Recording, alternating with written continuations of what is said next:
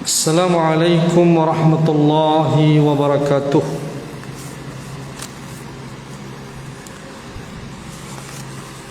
Bismillahirrahmanirrahim.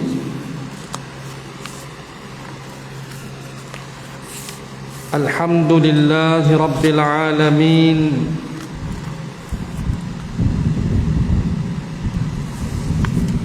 Wal 'aqibatu lil muttaqin.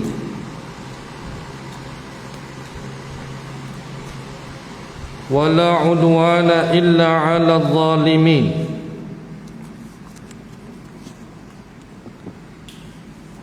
وأشهد أن لا إله إلا الله وحده لا شريك له وأشهد أن محمدا عبده ورسوله اللهم صل وسلم وبارك على هذا النبي الكريم سيدنا محمد وعلى آله وأصحابه وأنصاره إلى يوم الدين. سبحانك لا علم لنا إلا ما علمتنا إنك أنت العليم الحكيم. رب اشرح لي صدري ويسر لي أمري واحلل عقدة من لساني يفقه قولي. اللهم لا سهل إلا ما جعلته سهلا وأنت تجعل الحزن والصعب إذا شئت سهلا. اللهم انفعنا بما علمتنا وعلمنا ما ينفعنا wazidna ilma ya rabbal alamin. Tuan-tuan, puan-puan muslimin dan muslimat, hadirin dan hadirat yang dirahmati Allah Ta'ala sekalian, alhamdulillah, syukur panjatkan kepada Allah Azza wa Jal yang telah melimpahkan kepada kita rahmat dan nikmatnya, taufik dan inayahnya. Dapat lagi pada malam ini kita bertemu bagi meneruskan kuliah pengajian dari kitab Wiqayatul Insan minal jin wa syaitan, penjagaan manusia daripada jin dan syaitan. Kitab yang ditulis oleh Syekh Wahid Abdul Salam Bali hafizahullah ta'ala. Semoga kita semua sentiasa diberkati dan dirahmati Allah subhanahu wa ta'ala. InsyaAllah pada malam ni kita nak menyambung lagi seterusnya berkenaan dengan tasfidus syayatin fi Ramadan, dibelenggu syaitan-syaitan di bulan Ramadan. Apa yang dimaksudkan dengan dibelenggu, dirantai, diikat syaitan-syaitan di bulan Ramadan? An Abi Hurairah radhiyallahu anhu qala Rasulullah sallallahu alaihi wasallam idza jaa Ramadan futihat abwabul jannah wa ghuliqat abwabun nar wa sufidatis syayatin Daripada Abu Hurairah radhiyallahu anhu, katanya sabda Rasulullah sallallahu alaihi wasallam, apabila datangnya bulan Ramadan, dibuka pintu-pintu syurga, ditutup pintu-pintu neraka, dibelenggu syaitan-syaitan. Wa an Abi Hurairah radhiyallahu anhu anna Nabiy sallallahu alaihi wasallam qala idza kana awwalu lailatin min Ramadan sufiratis syayatin wa maratul jin. Daripada Abu Hurairah radhiyallahu anhu juga bahawa Nabi sallallahu alaihi wasallam bersabda, apabila awal Ramadan, malam Ramadan, daripada bulan Ramadan, dibelenggu syaitan-syaitan dan diikat jin. Baik, apa yang dimaksudkan dengan dibelenggu, diikat, dirantai syaitan ni? Apakah syaitan tidak boleh mengganggu sesiapa di bulan Ramadan? Sedangkan hakikatnya, realitinya tuan-tuan dan perempuan sekalian, di bulan Ramadan juga ada rasukan syaitan. Ada gangguan-gangguan yang berlaku pada seseorang pun kena rasuk, kena ganggu. Sedangkan dalam hadis sebut, Nabi kata diikat, dibelenggu syaitan. Tapi kenapa syaitan masih boleh mengganggu manusia di bulan Ramadan? Apa yang dimaksudkan dengan belenggu, ikatan itu pada hakikatnya? Qala al-allamah Muhammad ibnu Muflih rahimahullahu ta'ala, asyayatinu tusalsilu wa tughal fi Ramadan ala zahiril hadis أو المراد مرض الشياطين كما في هذا اللفظ وكذا جزم به أبو حاتم ابن حبان وغيره من أهل العلم فليس في ذلك إعدام الشر بل قلة الشر لضعفهم. Iaitu syaitan yang diikat, dibelenggu ni di bulan Ramadan ni, pada zahir hadis ni sebut begitu, sebagaimana yang dinyatakan oleh juga Abu Hatim Ibnu Hibban dan lain-lain lagi di kalangan ahli ilmu, bukanlah dimaksudkan dengan diikat itu maknanya mereka sudah tidak boleh untuk melakukan kejahatan. Cuma di bulan Ramadan kejahatan itu berkurangan disebabkan lemahnya syaitan di bulan Ramadan. Maknanya di bulan Ramadan ni syaitan menjadi lemah. Bila lemah, maknanya kurang dari sudut untuk mengganggu orang tu kurang. Dan memang kuranglah, tapi ada tetap ada. Ada setengah orang dia diganggu di bulan-bulan yang lain. Bila datang Ramadan dia sihat. Maknanya di bulan Ramadan dia tidak diganggu oleh syaitan. Sebab apa? Syaitan itu lemah di bulan Ramadan. Walau bagaimanapun ada juga yang diganggu di bulan Ramadan, tetapi kurang sedikit dibandingkan dengan bulan-bulan yang lain.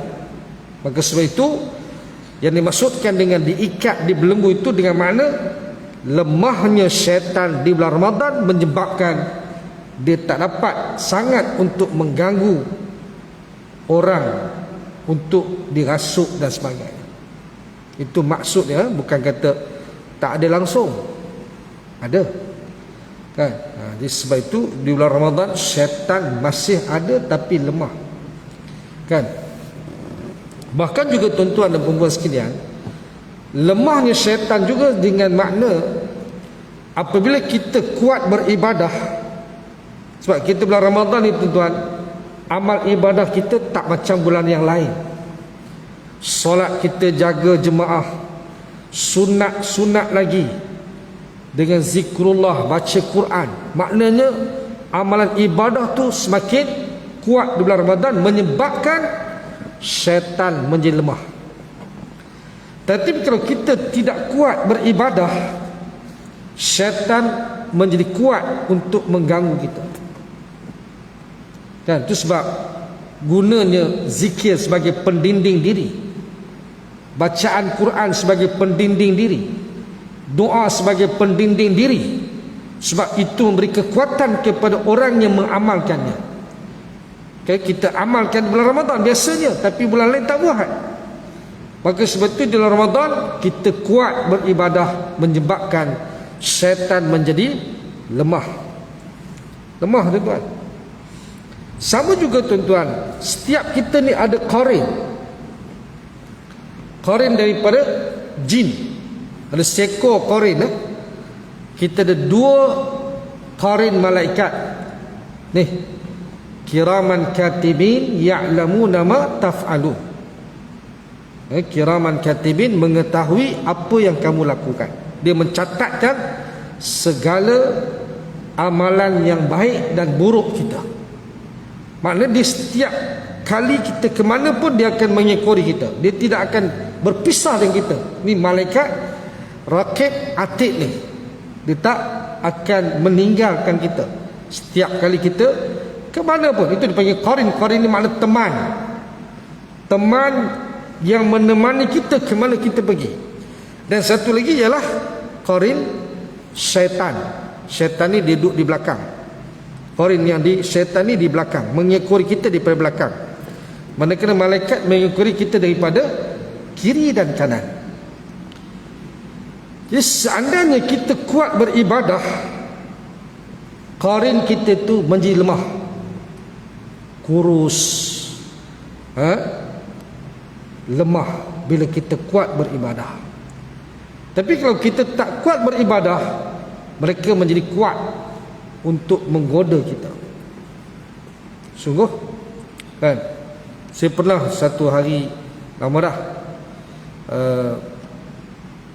ketika mengubat seorang budak perempuan, budak sekolah menengah masa itulah dia ni boleh tengok jelmaan-jelmaan syaitan, jin.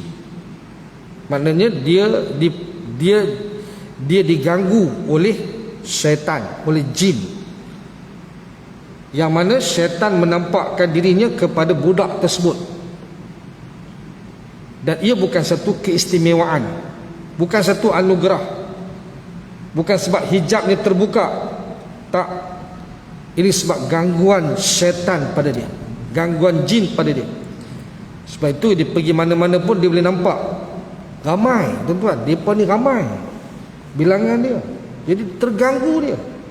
Macam-macam jenis, ragam mereka ni. Kan, kalau kita nampak, tuan-tuan, tak boleh makan kita. Tengok perangai dia. Kan, tak lalu kita, tuan-tuan.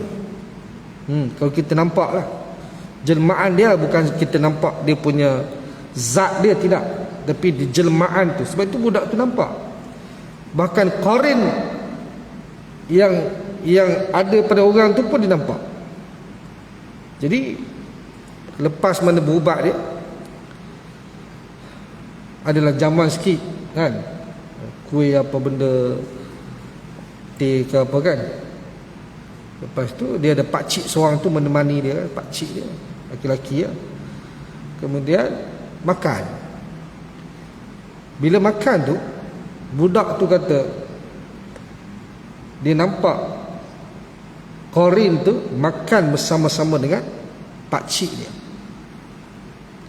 Saya tanya pakcik tu, baca bismillah tak sebelum makan tadi? Dia kata dia tak baca, dia lupa nak baca. Tu tak. Kan, ni memang ada hadis kan. Apabila seseorang itu membaca bismillah ketika makan, maka syaitan tak dapat makan dan minum bersama-samanya. Dan bila mana dia tidak membaca bismillah ketika makan dan minum, maka syaitan akan makan bersama-sama dengan dia. Hadis. Dan memang dia tak baca. Tuan-tuan, dia tak baca bismillah. Dia sebenarnya, tuan-tuan, dia ada, kita kena beza basmalah dengan tasmiyah. Basmalah bismillahirrahmanirrahim. Tasmiyah bismillah. Beza. Bismillah dengan bismillahirrahmanirrahim. Di mana bacaan bismillahirrahmanirrahim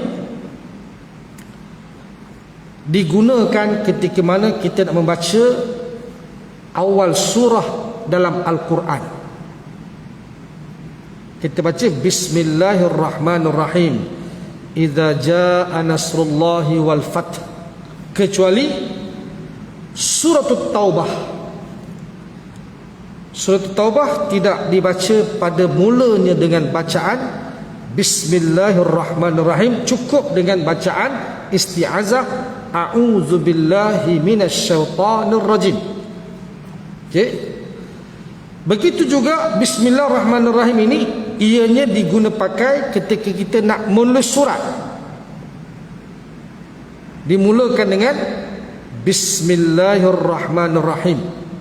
Nabi bila dia tulis surat dimulakan dengan bismillahirrahmanirrahim min Rasulullah sallallahu alaihi wasallam ila fulan bin fulan, daripada Rasulullah kepada fulan bin fulan. Maknanya bismillahirrahmanirrahim itu dimulakan untuk menulis surat. Sama juga bila kita nak menulis artikel, kita nak menulis buku, kitab, apa-apa catatan, mulakan dengan bismillahirrahmanirrahim. Kan? Sebab mulakan dengan bismillah ni untuk apa? Untuk mendapatkan keberkatan. Nabi kata dalam hadis, walaupun hadis dhaif kan, kullu amrin dhi balin lam yubda bi bismillahirrahmanirrahim fahuwa aqtab. Setiap perkara yang tidak dimulakan dengan bismillahirrahmanirrahim, perkara itu terputus, terpotong daripada keberkatan. Maknanya tuan-tuan, bila kita nak buat apa pun, mulakan dengan bacaan bismillahirrahmanirrahim. Kan? Tengok di sini umpama sebagai satu lebih detail lagi ya, daripada Abu Hurairah radhiyallahu anhu, Rasulullah SAW bersabda, kullu kalamin aw amrin dhi balin lam yuftah bi dzikrillah fahuwa abtar atau qal aqta. Setiap perkataan atau perkara penting yang tidak dibuka dengan zikir pada Allah, maka terputus keberkatannya. Hadis riwayat Ahmad, walaupun nilai hadis ini dhaif, lemah, mengikut Syekh Shu'aib Al-Arnaud. Tapi ada hadis yang lain lagi daripada Abu Hurairah radhiyallahu anhu juga, Rasulullah bersabda, kullu amrin dhi balin la yubda bi fihi bi bismillahirrahmanirrahim fahuwa abtar. Setiap perkara penting yang tidak dimulakan dengan bismillahirrahmanirrahim, amalan tersebut terputus keberkatannya. Ini hadis riwayat Al-Khatib dalam Al-Jami' daripada jalur Ar-Rahawai dalam Al-Arba'in kitab hadis 40 pun ada. As-Subki dalam tabaqatnya. Yang ketiga daripada Abu Hurairah juga radhiyallahu anhu. Abu Hurairah merupakan orang yang paling banyak meriwayatkan hadis. Abu Hurairah orang pertama yang paling banyak meriwayatkan hadis Nabi sallallahu alaihi wasallam. Setiap kali kita dengar an Abi Hurairah, an Abi Hurairah, dia paling banyak. Apa makna? Dia paling dekat dengan Rasulullah, dia selalu bersama dengan Rasulullah. Abu Hurairah radhiyallahu anhu, yang juga merupakan salah seorang di kalangan Ahlus Suffah, yang duduk di penjuru-penjuru masjid, tak ada tempat tinggal tuan-tuan, miskin, tetapi ilmu Masya Allah kan? Walaupun miskin harta, kaya ilmu. Ini Abu Hurairah radhiyallahu anhu yang nama sebenarnya Abdurrahman bin Sakhri. Adapun gelaran Abu Hurairah itu Nabi yang beri, sebab dia suka dengan kucing, bapa kucing kan. Abu bapa, Hurairah kucing kan. Siapa-siapa yang suka kucing boleh dipanggil dengan Abu Hurairah kan. Siapa-siapa suka dengan ayam, panggillah bapa ayam kan. Payah juga tu kan, tuan-tuan. Jadi ini Abu Hurairah. Hadis yang ketiga daripada Abu Hurairah radhiyallahu anhu juga, Rasulullah SAW bersabda, kullu kalamin la yubda fihi bilhamd lahu fahuwa ajzam. Setiap perbicaraan, setiap kalam, setiap bicara yang tidak dimulai dengan alhamdulillah, dengan pujian bagi Allah, maka keberkatannya terputus. Itu sebab bila kita nak berucap, kita mulakan dengan Bismillahirrahmanirrahim, Alhamdulillahi Rabbil Alamin, wassalatu wassalamu ala ashrafil anbiya wa mursalin wa ala alihi wa sahbihi ajma'in. Kita nak mulakan ucapan, mulakan dengan Bismillah dan Alhamdulillah, selawat ke atas baginda Nabi Muhammad sallallahu alaihi wasallam. Khutbah begitulah kan. Alhamdulillah kan, dimulakan dengan Alhamdulillah. Ini merupakan apa? Untuk kita mendapatkan keberkatan bila kita berucap, kita berbicara. Kita orang Islam gitu Jadi kadang-kadang setengah tu tuan-tuan main berucap tu, dia tidak ada adab dalam kita berucap bila kita tidak mulakan dengan basmalah, Alhamdulillah, tuan-tuan. Kita orang Islam lain lebih-lebih ustaz-ustaz, mulakan dulu, jangan terus ucap terus bila ada soal jawab misal kata soal jawab ke apa ke, sebelum dia nak memulakan jawapan ni, baca dulu. Itu dari sudut keberkatan tu kita perolehi. Okey, setiap apa tu, ni hadis riwayat Abu Daud, Ibnu Majah. Al-Hafiz Abu Tahir mengatakan bahawa sanad hadis ini dhaif, lemah jugalah. Mana hadis lemah, tak apa. Daripada Abu Hurairah lagi radhiyallahu anhu bersabda, Rasulullah SAW bersabda, kullu amrin dhibalin la yubda fihi bilhamd abta. Setiap perkara penting yang tidak dimulai di dalamnya dengan alhamdu, pujian bagi Allah, maka keberkatannya terputus. Ini hadis riwayat Ibnu Majah, Abu Daud. Mengikut Al-Hafiz Abu Tahir mengatakan bahawa sanad hadis ini juga dhaif, lemah. Begitu pula didhaifkan oleh Syekh Salim bin Lid Al-Hilali dalam Bahijah An-Nazirin. Baik. Okey, sebagai ulama, ada juga sebagai ulama menghasankan hadis di atas. Man, ada juga ulama kata hadis-hadis yang saya bacakan tadi itu nilainya hasan. Mana kalau hasan boleh jadikan sebagai hujah, dia tak sampai tahap sahih. Sahih yang paling tinggi sahih lah tuan-tuan. Lebih-lebih lagi dipanggil sebagai muttafaqun alaih. Disebut muttafaqun alaih ni makna apa? Sanad dan matan hadis tu sama, riwayat daripada Abu Hurairah, Al-Bukhari dan Muslim. Tu paling tinggi tu nilai hadis sahih, disebut muttafaqun alaih. Makna apa? Matan dan sanadnya sama, diriwayatkan daripada Al-Bukhari dan Muslim. Itu yang paling tinggi lah. Kemudian sahih, lepas sahih hasan. Hasan ni nilainya lebih rendah dari sahih, tapi boleh jadikan sebagai hujah. Adapun dhaif, ini ada pertikaian ulama. Cuma dalam perkara hujah tak boleh. Hanya dalam perkara fadailul a'mal mengikut sebahagian ulama. Ada sebahagian ulama langsung menolak hadis dhaif, sekalipun fadailul a'mal tak boleh pakai. Okey. Jadi Yang menghasankan hadis-hadis tersebut ialah Al-Imam An-Nawawi antaranya. Terkenalah Imam Nawawi ini merupakan mujtahid dalam mazhab Al-Imam Asy-Syafi'i. Dia kira ulama mujtahid lah tu. Kan? Tapi dia bukan mujtahid mutlak. Dia mujtahid dalam mazhab Syafi'i. Kan? Mujtahid mutlak siapa dia? Abu Hanifah, Malik bin Anas, Syafi'i, Ahmad bin Hanbal, ni semuanya adalah merupakan mujtahid mutlak. Maknanya mereka tidak menyandar kepada mana-mana guru ataupun mazhab yang lain. Mereka ada mazhab yang tersendiri. Kan? Sama juga Al-Imam Ibn Taymiyah, mujtahid mutlak. Kan? Mujtahid mutlak Al-Imam Ibn Taymiyah juga begitu. Bukan calang-calang. Jangan ada pula hak mengkafirkan Imam Ibn Taymiyah tu, ada pula. Setara mana kita ni? Kan? Setara mana kita nak mengkafirkan ulama-ulama seperti Al-Imam Ibn Taymiyah?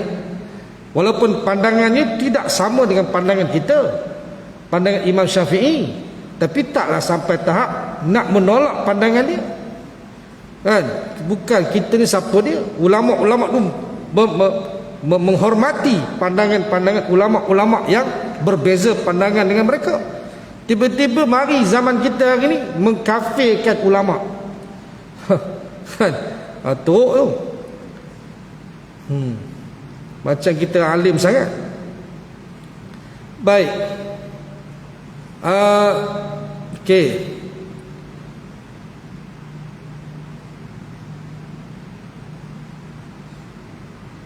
Ya, ada pandangan lah, maknanya ada kata dhaif, ada kata hasan. Hadis-hadis yang berkait dengan mulakan dengan bacaan bismillah tadi kan. Baik. Syekh Muhammad Saleh Al-Munajjid menyatakan bahawa secara makna hadis tersebut boleh diterima dan diamalkan kerana Allah Ta'ala memulai kitab suci Al-Quran dengan bismillah, iaitu bismillahirrahmanirrahim. Dan setiap surah dimulakan dengan bismillahirrahmanirrahim kecuali surah At-Taubah 1 ya. Dan walaupun jumlah surah itu ada 114, tetapi kalimah bismillahirrahmanirrahim ada 114 juga. Kan? Sebab ada itu perkataan bismillahirrahmanirrahim ada dalam surah An-Namli, innahu min Sulaiman wa innahu bismillahirrahmanirrahim, sesungguhnya ia daripada Sulaiman dan ia adalah bismillahirrahmanirrahim. Kan? Cuma dia tidak ada pada mula pada surah Taubah, tidak dimulakan. Sebab surah Taubah ni tuan-tuan, surah yang bercakap berkenaan dengan pertumpahan darah, peperangan, pembunuhan. Maka sebab itu tidaklah wajar untuk dimulakan dengan bismillahirrahmanirrahim pada surah ini. Sebab perkataan bismillahirrahmanirrahim itu ia memberi makna kepada sifat pemurah, pengasihani, penyayang. Dan bila membunuh ni bukan sifat penyayang, ini tak sesuai lah. Itu sebab kita baca surah Taubah, bukan setakat kita ambil daripada awal tak baca bismillah, kita ambil di pertengahan pun kita tak mulakan dengan bismillah. Tak mula. Kita tidak memulakan bacaan bismillah pada setiap apa yang kita nak baca. Umpama kita ambil daripada awal kan, tak baca dah. Kita nak ambil, tiba-tiba kita nak ambil dari pertengahan pun tak baca juga. Tidak disunatkan kita baca pada surah Taubah 1 ya. Tapi pada surah-surah yang lain, dia sebenarnya tuan-tuan cukup dengan kita memulakan dengan isti'azah, cukup dah. Bila kita tak membaca dengan awal surah, bila kita baca pada awal surah, kita mulakan a'udzubillahi minasyaitonirrajim, bismillahirrahmanirrahim, qul huwallahu ahad. Okey. Tapi bila kita nak ambil tengah, tak perlu baca bismillah dah. Kita dimulakan dengan a'udzubillahi minasyaitonirrajim. Ini berdasarkan ayat fa idza qara'tal Qur'an fasta'iz billahi minasyaitonirrajim. Bila mana kamu nak membaca Al-Quran, maka berlindunglah kamu dengan Allah daripada syaitan yang direjam. Ada nas, tuan-tuan. Kita nak baca Quran, mulakan dengan isti'azah, tidak mulakan dengan basmalah, kecuali di permulaan surah saja. Cuma kalau nak baca juga boleh. Pada surah Al-Baqarah umpamanya kita nak baca a'udzubillahi minasyaitonir rajim, bismillahirrahmanirrahim, wa minan nasi may yaqulu amanna billah wa bil yaumil akhir, misal kata, boleh. Tapi pada surah Taubah tak boleh sama sekali. Dengan kita mulakan dengan basmalah, pada awal pun tak boleh, pertengahan pun kita tak boleh. Kita hanya mulakan dengan a'udzubillahi minasyaitonir rajim. Tu kita ingat tu. Tak boleh. Pada surah Taubah tak boleh. Okey. Dia kata apa? Satu dimulakan. Begitu pula Nabi Sulaiman alaihissalam menulis surat pada penguasa Sabak dengan bismillah, selagi bagaimana disebut dalam ayat innahu bismillahirrahmanirrahim, innahu min Sulaiman wa innahu bismillahirrahmanirrahim. Iaitu sesungguhnya surat itu daripada Sulaiman, dan sesungguhnya isinya dengan menyebut nama Allah yang Maha Pemurah lagi Maha Penyayang. Surah An-Naml ayat 30. Nabi kita Muhammad SAW juga memulai suratnya pada Raja Heraklius dengan bismillah. Begitu pula ketika mana Nabi nak berkhutbah, dimulakan dengan bismillahirrahmanirrahim. Nabi SAW juga menularkan, memulai dengan alhamdulillah dan memuji Allah Ta'ala. Ia juga Nabi juga bila dia nak mengucap, dimulakan dengan alhamdulillahi rabbil alamin. Dan kebanyakan ulama tetap menganjurkan membaca bismillah untuk perkara-perkara yang penting. Kita nak buat apa, kan? Kita nak mulakan pekerjaan di office, mulakan dengan bismillahirrahmanirrahim. Bila kita masuk kereta, kan, nak start enjin, bismillahirrahmanirrahim. Barulah kita baca doa ketika menaiki kenderaan. Itu pun setelah mana kita bergerak. Tuan-tuan, kita bila nak baca doa mengendarai kenderaan ni, menaiki kenderaan ni, tuan-tuan, kita baca masa bila? Lepas bergerak kenderaan kita, bukan masa tak bergerak lagi. Kita start enjin, bismillahirrahmanirrahim. Kemudian kita pun masuk gear, tekan minyak, Allahu Akbar, Allahu Akbar, Allahu Akbar, subhanalladzi sakhkhara lana hadza wa ma kunna lahu muqrinin wa inna ila rabbina lamunqalibun.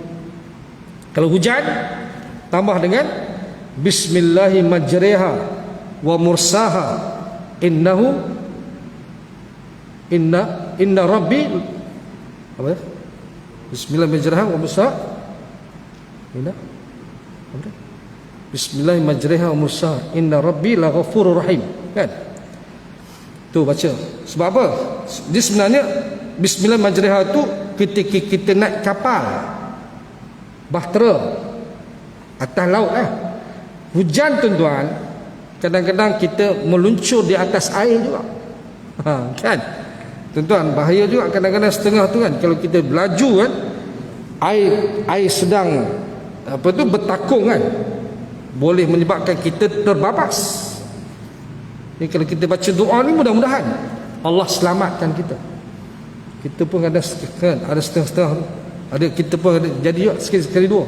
Kalau nak highway, kan, highway nak cepat pula tu, kan, hujan kita ke apa, kan, jalan-jalan pop, kan, lari juga, kan, tapi alhamdulillah lah, tak terbabas.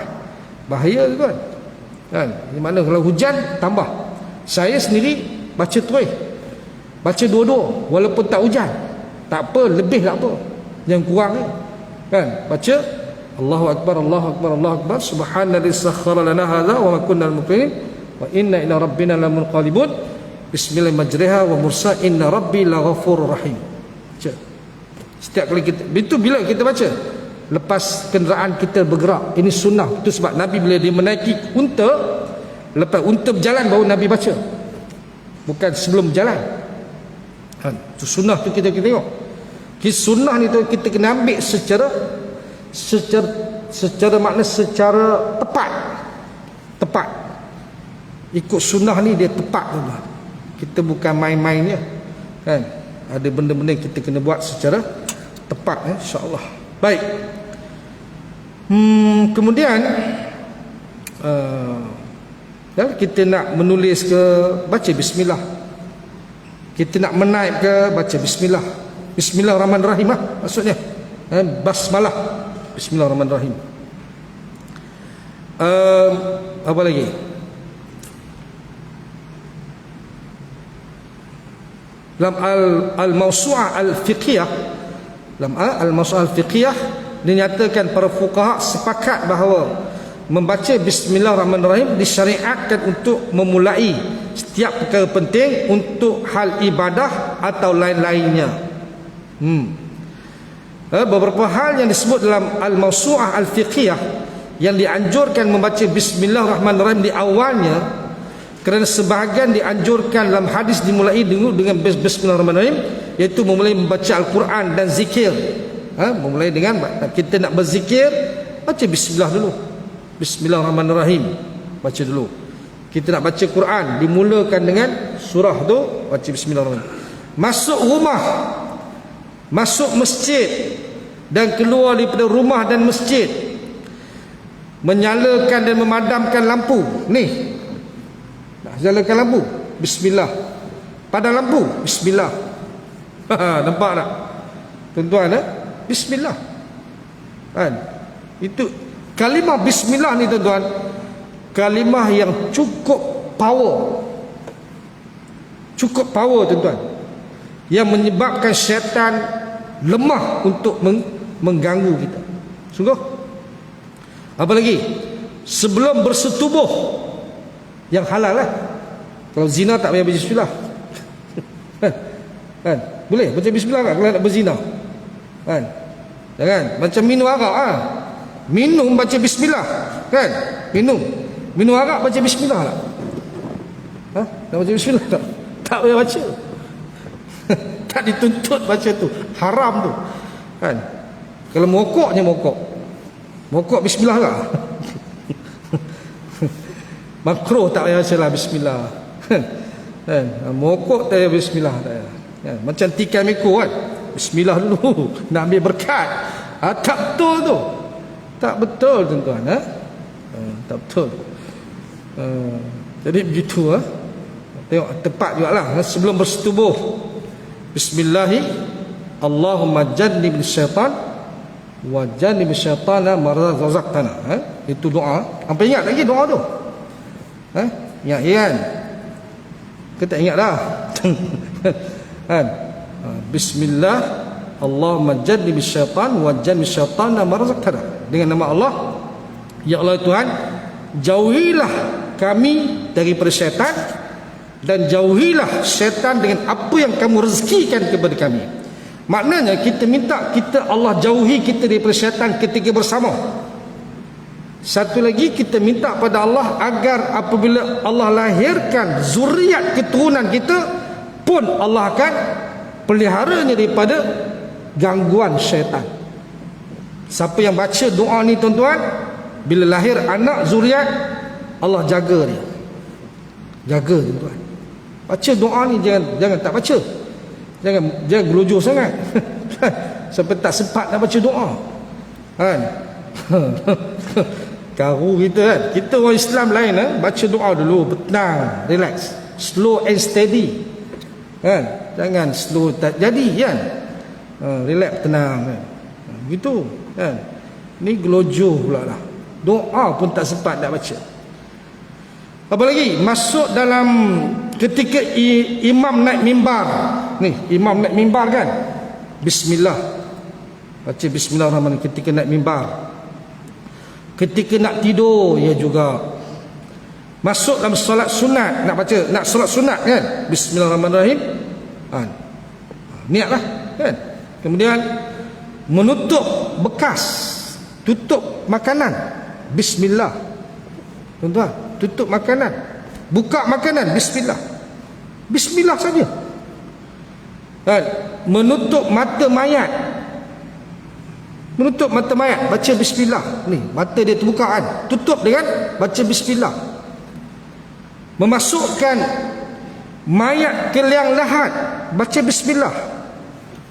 Bismillah adalah sunnati Rasulullah, kan? Itu dia punya bacaan ni kan. Meletakkan tangan ketika membaca doa ruqyah pada anggota tubuh yang sakit. Ni kita nak ruqyah orang, kan? Baca, kita letakkan tangan di kepala dia ke, baca bismillah, betul ruqyah. Mulakan dengan bismillah. Nampak tak? Disebutkan dalam kitab yang sama, bacaannya adalah bismillah, lengkapnya adalah bismillahirrahmanirrahim.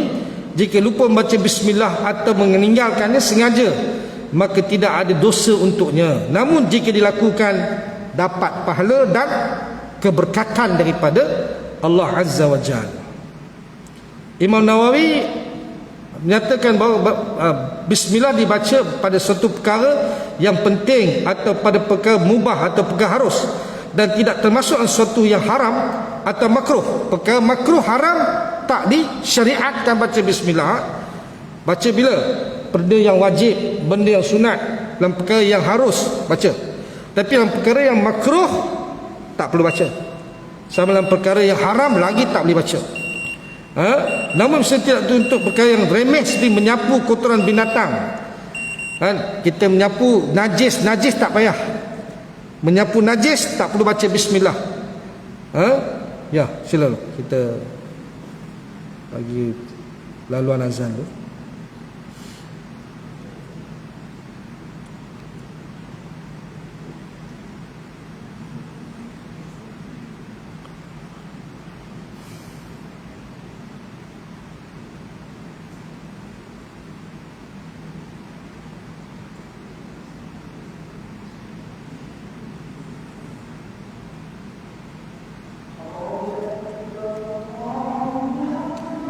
Allahu akbar, Allahu akbar.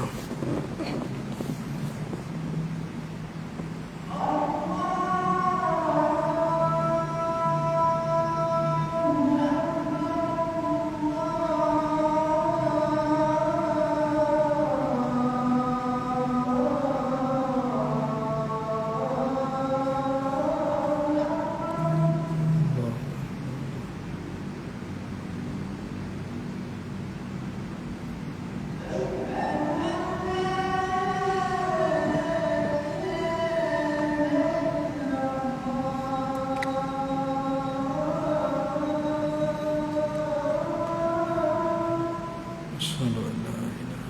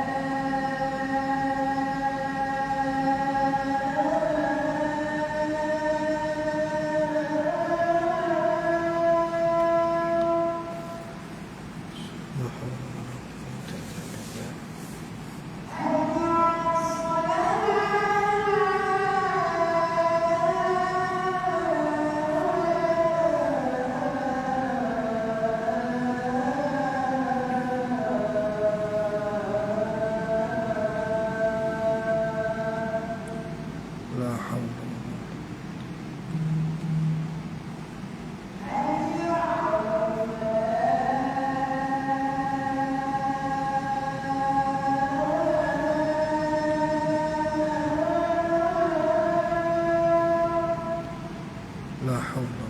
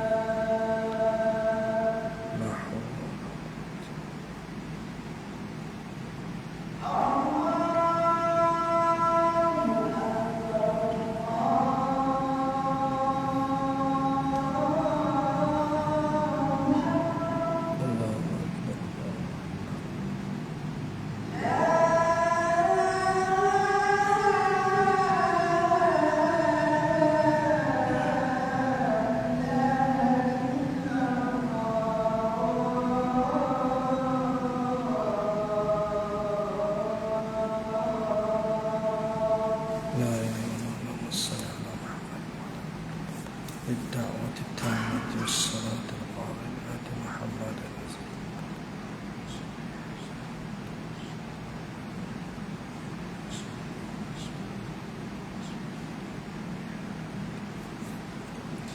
Baik, sikit lagi.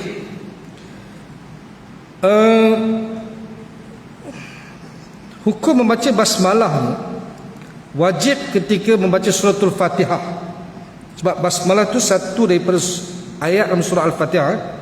Basmalah adalah salah satu ayat dalam suratul Fatihah. Maka sebab itu bacaan bacaan basmalah itu adalah wajib. Bismillahirrahmanirrahim. Sunat ketika menjaharkan basmalah, mengeraskan, menguatkan basmalah ketika membaca surah Al-Fatihah. Kerana basmalah tu kalau ikut kita mazhab Syafi'i kita baca dengan kuat. Tapi kalau dalam mazhab Hambali, Hanafi, dia baca perlahan.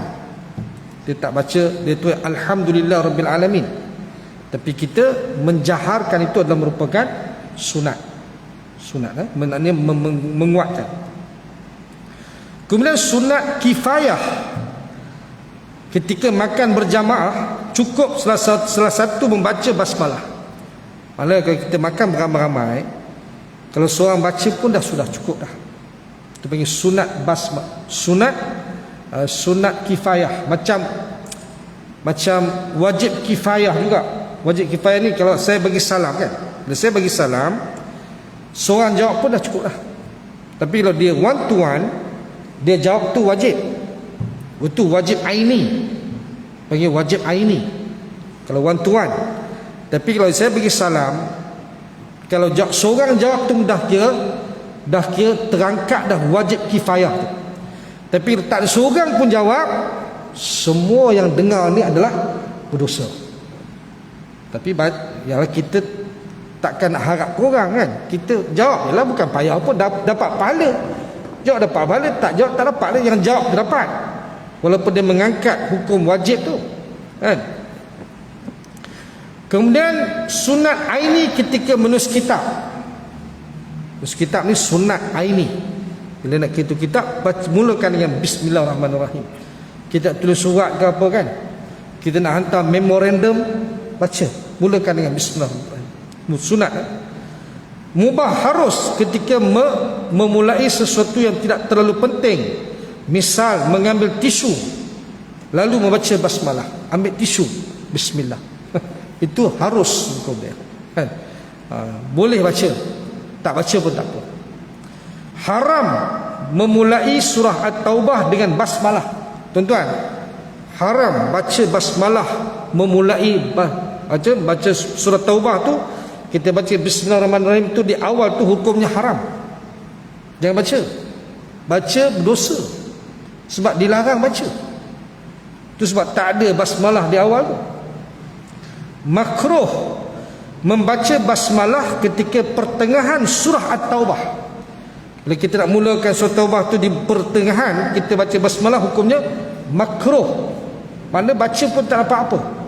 Lebih baik tak baca. Itu dia. Itu disebut basmalah. Cuma nak sebut tadi, ada beza antara basmalah dengan tasmiyah. Basmalah Bismillahirrahmanirrahim, tasmiyah Bismillah. Itu sebab tuan-tuan,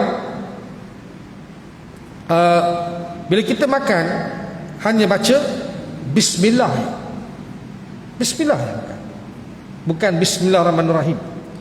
Kita nak masuk rumah baca Bismillah, Bismillahi walajna, kan? Wa Bismillahi kharajna. Kita tak baca Bismillahirrahmanirrahim walajna, tak. Bismillahi walajna. Bismillah ya. Bila kita keluar rumah apa baca Bismillah ya. Bismillahi tawakkaltu 'ala Allah. Kita tak baca Bismillahirrahmanirrahim tawakkaltu 'ala Allah, tak. Bismillah ya. Nampak? Itu dipanggil tasmiyah. Cukup dengan baca. Kita nak sembelih, kita baca Bismillahi Allahu Akbar, Allahu Akbar. Tak baca Bismillahirrahmanirrahim Allahu Akbar, tak. Itu sunnah tu kita jaga tu. Dia ada kala kita baca Bismillah, ada kala kita baca Bismillahirrahmanirrahim. Beza, beza. Itu antara yang dapat saya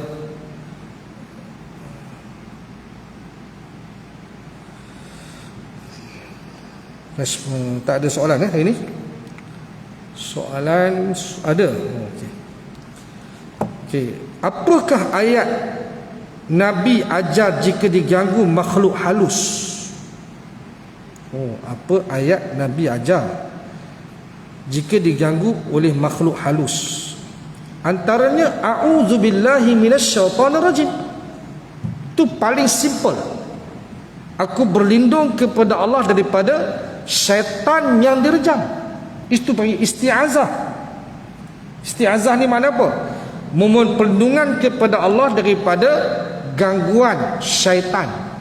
A'udzubillahi minasyaitonirrajim. Baca tu.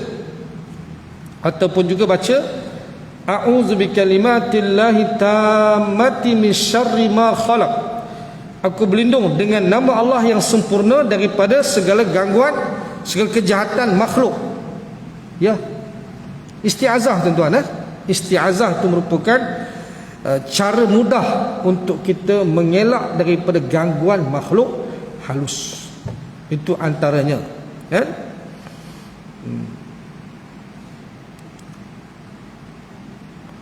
Dan boleh kita baca juga ayatul kursi, 3 kul. Itu merupakan ayat-ayat ruqyah untuk pelindung diri kita daripada gangguan makhluk halus antaranya. Tapi yang simple isti'azah, itu je. Okey. Benarkah roh orang mati boleh hadir dan mimpi orang yang hidup atau mainan tidur? Benarkah roh orang mati boleh hadir dan mimpi orang yang hidup atau mainan tidur? Jawapannya tidak. Roh orang yang mati berada di alam barzakh. Dia tidak kembali ke dunia. Tidak. Kan? Adapun mimpi itu hanyalah sebagai mimpi mainan tidur tadi lah. Mainan tidur, bukan roh tu yang datang untuk dalam mimpi kita. Mana kita mak ayah kita meninggal, kita mimpi mereka, bukan roh mereka datang dalam mimpi kita. Itu mainan tidur. Faham tak? Itu bukan roh. Roh berada di alam barzakh, dia tidak balik ke dunia. Tak balik, Okey, sama juga macam malam Jumaat kan, kalau orang tua-tua kita kata tinggalkan sikit nasi tu sebab ada yang nak balik makan. Ni semua adalah satu daripada perkara yang tahyul, khurafat tuan-tuan. Jangan diikut khurafat. Ataupun malam raya. Oh, malam raya dia orang balik. Tak ada malam raya ke malam Jumaat ke, depa tak balik dah. Depa duduk di alam barzakh, roh mereka tu. Faham? Ini semua kawut semua ni. Ada benda-benda yang khurafat. Khurafat ni banyak ni, benda-benda sekarang ni orang nak cungkil balik. Khurafat tahyul, benda-benda yang mengaut ni tuan-tuan, cuba nak cungkil balik. Kan? Mandi bulan Safar lah, macam-macam. Aduh, yang bercakap tu pula pakai serban besar pula tu. Kan? Bukan macam saya pakai kopiah lagu ni, yang pakai serban besar pula tu. Dengan siap selendang apa lagi, mandi Safar tu boleh. Payah, tolak bala. Apa kena ni kan? Pada orang duk defend dia pula. Defend apa benda? Dah tak betul lah. Tu suruh buat ajaran-ajaran mengarut lah. Kemudian zikir Nabi ni tuan-tuan, tak, kita ni zikir dengan zikir ikut Nabi ni tuan-tuan, zikir Nabi ni kita tak layak, kita tak kuat macam Nabi. Kita tak ambil zikir Nabi, kita ambil zikir tok guru kita. Tuan-tuan boleh pakai ke orang macam ni? Boleh pakai ke orang macam ni, tuan-tuan? Saya tak pakai orang macam ni, kan? Dia boleh kata zikir tok guru lebih baik daripada zikir Nabi. Sebab apa? Zikir Nabi ni untuk Nabi, kita tak macam Nabi. Ada kepatut kata lagu tu? Kemudian satu lagi, ikut Nabi ke ikut tok guru? Hampa nak ikut Nabi kan ikut tok guru? Saya nak ikut Nabi, saya tak ikut tok guru. Siapa nak ikut tok guru, kan? Saya ikut Nabi, tok guru pun saya ikut, tapi tok guru yang ikut Nabi. Ikut tok guru yang ikut Nabi, tuan-tuan. Jangan ikut tok guru yang tak ikut Nabi. Sesat. Sesat, tuan-tuan. Ikut Nabi dah tentu. Allah kata dalam Quran dah, dalam surah Ali Imran ayat 31. Kita dah letak mana ayat ini? Allah berfirman, "Qul in kuntum tuhibbunallah fattabi'uni yuhibbukumullah wa yaghfir lakum dzunubakum wallahu ghafurur rahim." Katakanlah oleh kamu wahai Muhammad kepada mereka, sekiranya kamu kasih kepada Allah, ikutlah aku, ikut Nabi. Ni perintah siapa ikut Nabi ni, tuan-tuan? Perintah Allah. Tapi ikut perintah tok guru apa? Sesat kita. Nescaya Allah mengasihi kamu dan mengampunkan dosa-dosa kamu, dan Allah Maha Pengampun lagi Maha Penyayang. Kan? Pelik-pelik lah ni. Kan? Pelik, tuan-tuan. Tu saudara ikut ni.